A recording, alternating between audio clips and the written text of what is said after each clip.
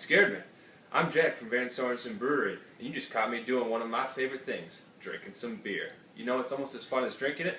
Making it. Why don't you come with me? I'll show you how to do it. Check it out!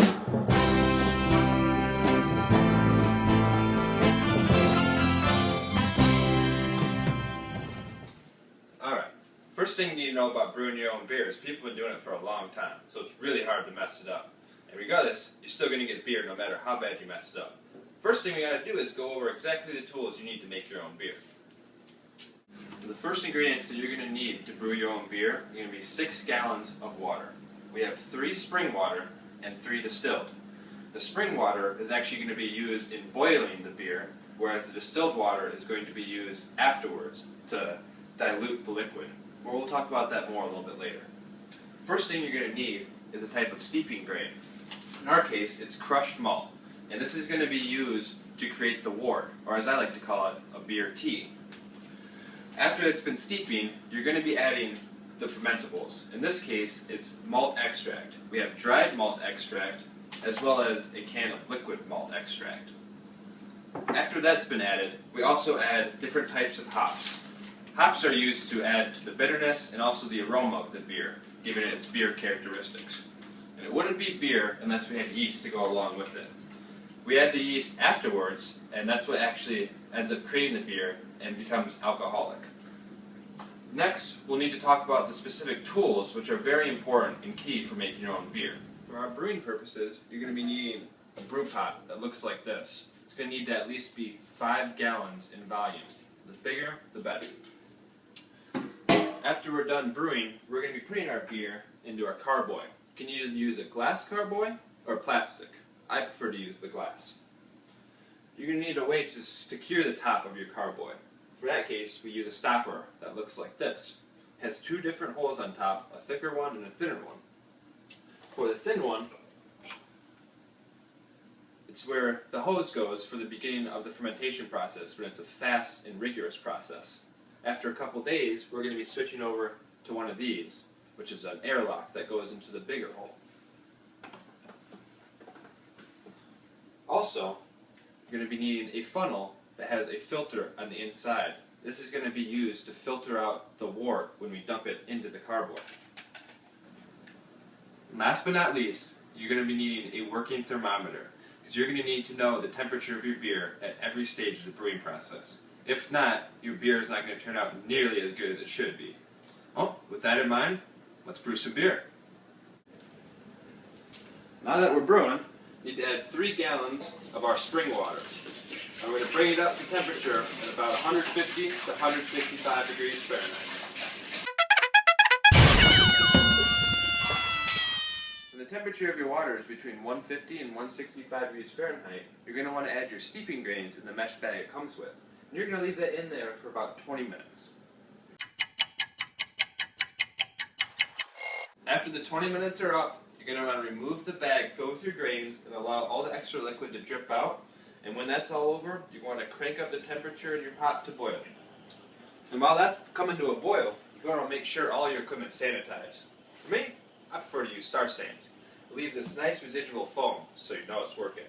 Right now I have all my utensils going in here, so they're going to be nice and good to go in a few minutes. After the wort has started to boil, you want to take it off the heat as quickly as you can. And this is when you're going to start to add your malts.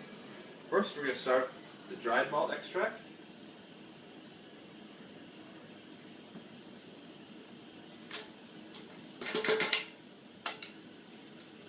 As well as the liquid.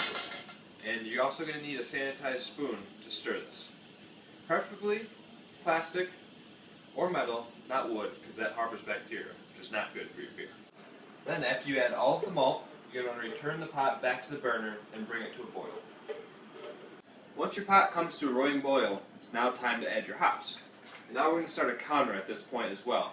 Most home brews are 60-minute brews, which means as soon as you add your first round of hops, you count down 60 minutes. And there are different variations for each home brew, but you can add hops along the way depending on how much you want. So we're going to add our first batch here, and we're going to start the counter. We're going to add 2 more hops along the way, a total of 60 minutes. Alright, it's been 60 minutes, so now we're going to take the pot filled with our liquid, and we're going to put it in an ice bath. The goal is to cool this down to 70 degrees. But at this point, you need to make sure that nothing else touches the inside of the pot. You don't want any bacterial infection. So, no extra water goes in there for now. Just put your thermometer in and make sure that it goes down to about 70 or even 75 before you add anything else. Okay?